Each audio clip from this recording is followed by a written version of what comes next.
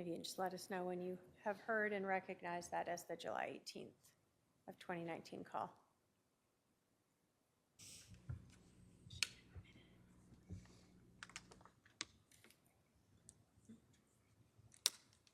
Yes, I do recognize the phone call. Thank you. Your Honor, the state will move to admit Exhibit 280. 280. 280. Any objection? No objection, Your Honor. 280 is admitted. And if we may publish that.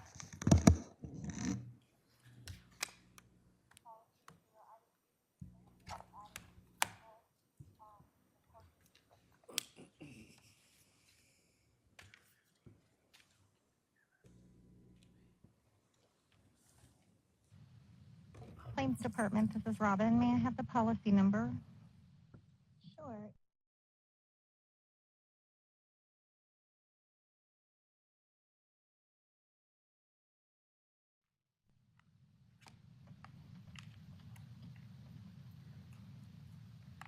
Okay, I do have the policy pulled up. Who am I speaking with? This is Lori Vallow. I'm returning your call. Yeah. I missed you. Okay, no problem. Let me just get all of this information up.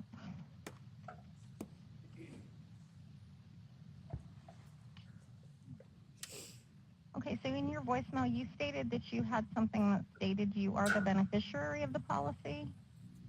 Right. So I have the original policy where I was the beneficiary, the sole beneficiary, and then we changed the policy to where I was 80%, and we added two people, the Porches, who invested in our company for each 10%.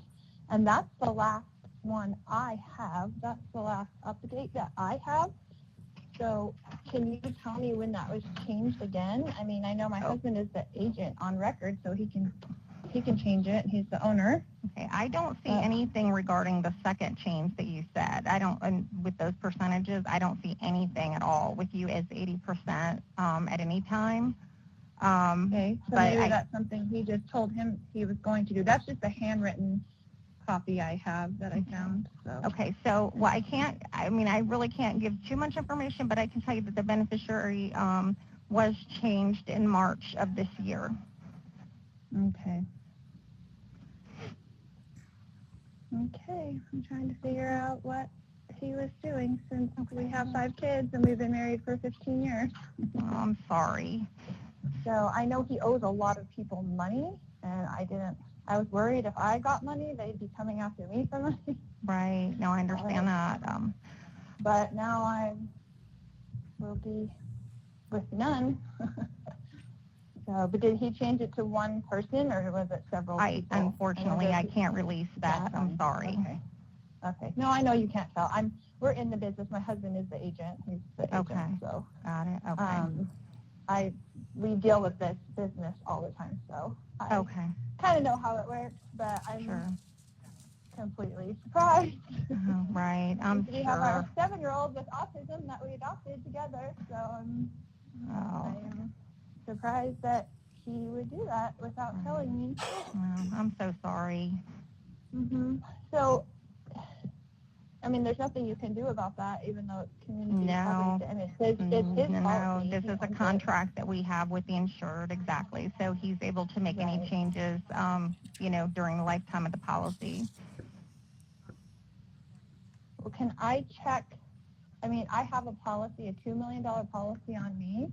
And since he's the agent, would he have been able to change the beneficiary on my policy? Not if he was the agent. He would have had to have owned the policy, but I can certainly check. But if he would have signed my name, could he have done that? I wonder. I mean, I don't, I would hope that wouldn't happen, but let me just pull up. Okay, let me just take a look and see what I can find on you. Just under Lori Vallow, it would be under Lori and Vallow. We have a $2 million policy on me, but I'm not even sure it's with Center Life. I'm not showing that it's with us. Okay. It might be Life of the Southwest. We work with several companies. Right. I could call them and I'm just asking the question, like, I could call them and ask them and make sure the beneficiary is who I say. I mean, I would. I mean, if you have a concern of that nature, I certainly would call and check on your own policies if you have concern Right. if something may have happened. Well, and I would have to change it anyway because he was the beneficiary as far as Correct, I know on yeah. my policy. Right. So you would definitely want to update that at this point, and Because you know. what happens, like if something happened to me, say today, and it's under him and he's deceased, what happens to that policy? Well, if there's not every contract's different, but I mean, more than likely, if there was not a contingent beneficiary named, it would go to your estate. To their estate. Yeah. Okay. But if there's, if there's a contingent beneficiary named, then it would go to that person. Right. Okay. Yeah, that makes sense. Okay. Well, thank you. I just needed that information. Okay, no, not a problem. All right, you take care. Okay. Mhm. Bye-bye. Bye-bye.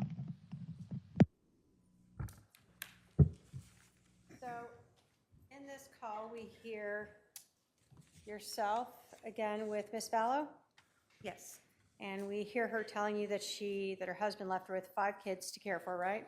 yes, And she told you that she understands how life insurance works, right? correct. That she and her husband run this business about it, right? Yes, But then she asks you if an agent would be able to change who the beneficiary was. correct. So she didn't really understand it. I felt that she did not understand it fully. And again, she told you she understood how this all worked, but then she asked you what would happen if she died.